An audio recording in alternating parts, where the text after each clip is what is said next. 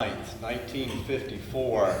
To put in perspective, I did a little research a couple weeks ago. The best estimated population of both Suffolk and Nansemond County combined, which basically Suffolk as we know it these days logistically, was just over 15, just under 16,000 people, thus, articles such as this. So our article is entitled, this is dated again, May 9th, 54, Phil Ferguson, Expert in Four-Year-Old Fields, by Noreen Lorenzi. In the world of four-year-olds, Phil Ferguson is considered an expert. Phil can identify at a glance the make of almost any car you point out. He's been naming cars since he was 2.5.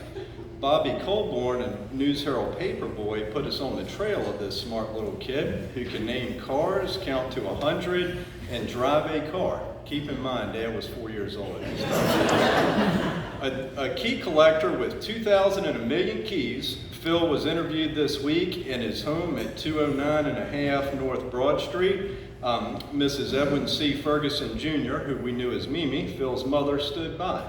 The interview went something like this. You got any keys? Only two, but... Let me see. Say, what are all these things in here? Son, we don't go into other people's pocketbooks. What's this?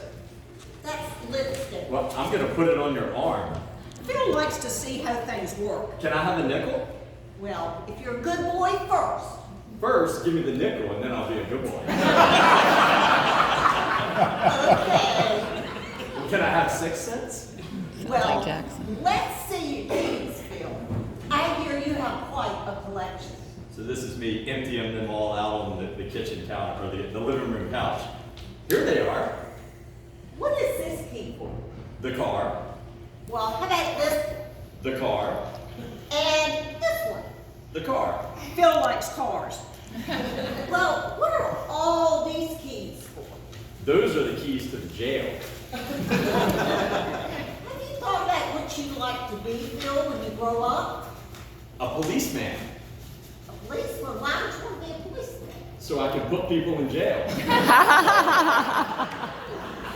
And what does this key open? The Bridge Club. The bridge. Phil's daddy plays bridge at the American Legion. Phil asked him once where he was going. Ned said to the Bridge Club. Ever since then, the key to the Legion home, where the men play more than bridge, is the key to the Bridge Club. And this key, and this one, and that one. The bank, the safe, the country club. Do you want to hear me count? Sure. 1, 2, 3, 4, 5. What's this key for? To your head.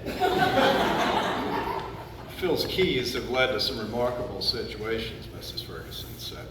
Several months ago, a Suffolk bus driver making his first run of the day brought his bus to a sudden stop on North Broad Street. He rubbed his eyes. A little boy clad in pajamas and slippers was walking down the street. It was 6 a.m.